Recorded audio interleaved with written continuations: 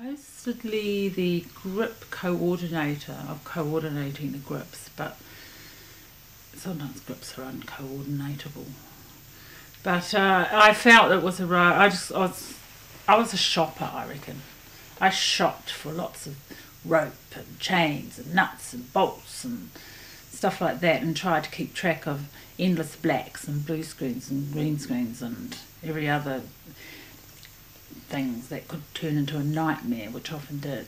Because how many crews were there that you were coordinating? Like different... Well, it sort of it varied. It kind of sort of it touched mainly on, say, main unit, second unit, then a couple of other units that spun off those units, and then a little bit with miniatures. That was only in the blacks and the greens and maybe a bit of crane. So I juggled blacks, greens and blue screens and cranes between studios and units, and shopped a lot, and just basically drove around in big circles connecting with each unit to see what they needed and what they required.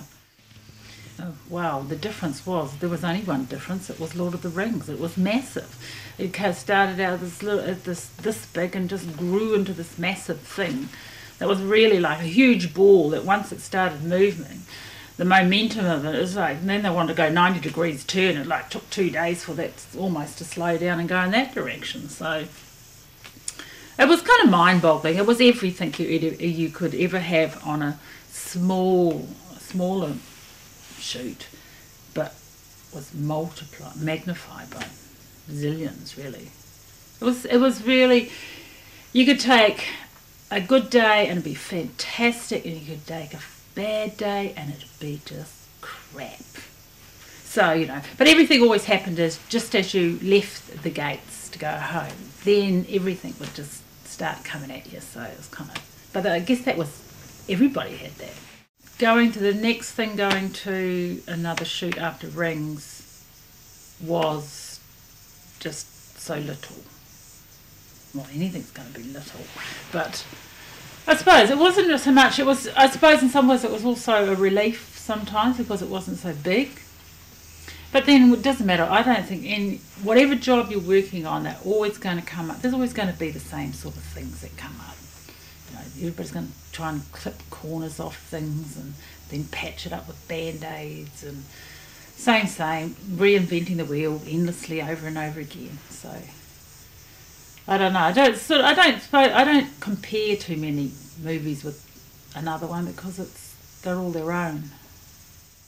It'd be the operator, DP operator, because they're looking at it. They're so I'm more tuned into what they're saying, what the director's his input to, whatever he's dialoguing with the DP. Sometimes I'll hear that and take that on board, but usually it's just between the operator and whoever's on that dolly riding it is where I get my feedback and where I get the idea of what we're looking at. So while we're rehearsing, I pull out something and there it is. And you can make up your mind whether it's too fast, too slow, da-da-da-da-da. And usually the best indication is if they don't say anything, we've got it right. It's entirely shot inside a shed, bar one shot of a body floating in water. And it was cabin fever. So it was good going to work there. But I guess what I had to do as a grip, stop and start in the right places.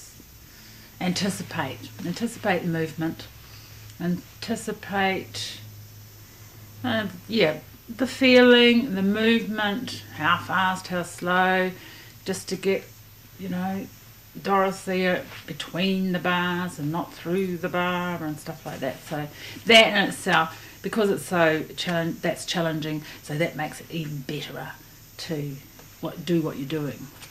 And so apart from, dolly moves and stuff like that and a bit of crane action. But what I did do, I remember now, I was the skirt lifter. I grovelled around on this Perspex floor, lifting up Dorothea's skirts and any other skirts that happened to be in the vicinity. So I used to grovel along beside the on the floor, on the dolly, lifting these women's skirts. The film school is I like going to do grad films at film school. One, because I like the 16mm, and the other reason is it's quite interesting playing with the students. Some are good, some are not so good, some are just I wonder why, but that's always fun. And it's you know, it can be a little frustrating, but that's only because I'm old and grumpy. Hands-on is the best training, because it is. You can sit there and read the book and look at the pictures this way and that way, but until you actually touch that thing, it doesn't quite make any sense until you touch it. And then if you touch it, sometimes you don't want to. Particularly if it's a light stand and it's not earthed and it bites you.